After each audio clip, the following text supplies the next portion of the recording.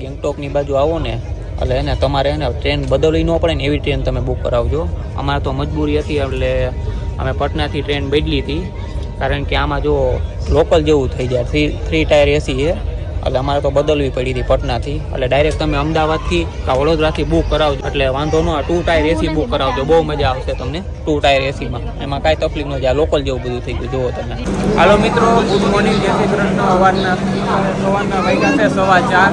અમે અત્યારે પહોંચી ગયા છીએ ન્યૂ જલપાઈગુડી સ્ટેશન ઉપર, જંકશન ઉપર. ને અમારે અહીંથી ને ગેંગટોક જવાનું છે. અંદાજે 3 કલાકનો રસ્તો છે, ટેક્સીમાં જવાનું છે. હવે અહીંથી 125 કિલોમીટર જેવું ગેંગટોક થાય છે. એટલે અમે 9-10 વાગ્યે પહોંચી જઈશું. ઓકે, એટલે આગળની અપડેટ તમને ત્યાં પહોંચીને આપશું. હોટલ ને કેવું છે બધું, રહેવાનું ને બધું. જો મિત્રો, આ છે ને ટેક્સીનું પાર્કિંગ છે. તમે ઉતરશો ને તમને પૂછશે બધા કે ક્યાં જવું છે ગેંગટોક. એટલે 4,000 થી 5,000 રૂપિયા તમને કહે ગેંગટોકના. એટલે ધ્યાન રાખજો, બાર્ગેનિંગ કરાવજો એટલે તમને કરી દેશે. ઓકે, વેસ્ટ બંગાળ લાગી જાય. નંબર પ્લેટ જો WB વેસ્ટ બંગાળ, પણ ઓમ છે આ ઓલ બંગાળ અને સિક્કિમની છે, બેયમાં હાલે ગાડી. તો મિત્રો, અહીંયા અમને થોડો વરસાદ પડ્યો છે સવારમાં સારો એવો. સિલીગુડીમાં છે અમે અત્યારે, એટલે અત્યારે વરસાદ પડ્યો છે. ઠંડક બહુ છે આ બાજુ અત્યારે. હજી બહુ ગરમી અહીંયા પડવાની ચાલુ નથી થઈ. નજારો જોવો તમે, એક નંબર છે નજારો. બહુ પવન લાગે છે, એક નંબર નજારો જો મારી પાછળ તમે. જોરદાર નજારો છે. હવા બહુ આવે છે. એકવાર આવું જોઈએ.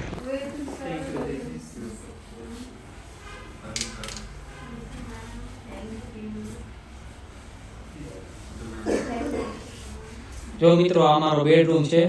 આ બેડ છે અને આ વોશરૂમ છે. જોઈ લો, વોશરૂમ છે. અને આ ગરમ પાણીનું હીટર પણ આપેલું છે. આ હું છું.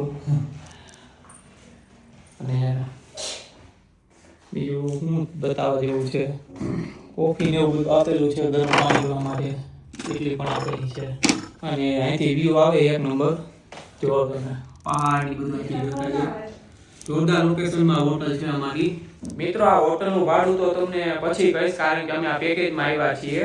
પર નાઇટનું શું ભાડું હોય છે એ તમને પછી હું કહીશ. અત્યારે તો તમે રૂમ ટૂર જોઈ લીધું ને, એ ટાઈપનો અમારો રૂમ છે.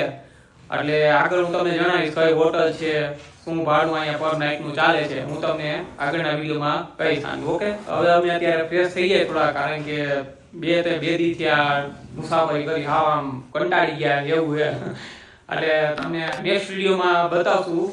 ઓકે, અને જો અત્યારે થોડોક આરામ કરીને અમે જાશું બહાર, કંઈક એવું હોય છે તો વિડીયો શૂટ કરશું તો તમને બતાવશું. ઓકે.